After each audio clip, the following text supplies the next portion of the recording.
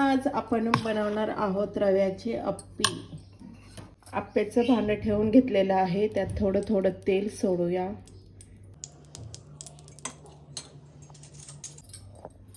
चमच्याच्या साहाय्याने टाकून घेऊया।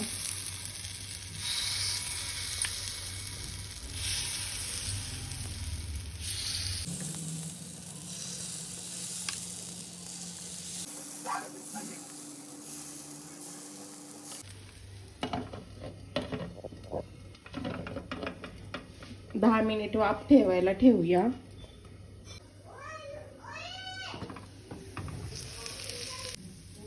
आपण आप्पे 10 मिनिट झालेले आहेत। आप्पे आता आपण पलटी करून घेऊया।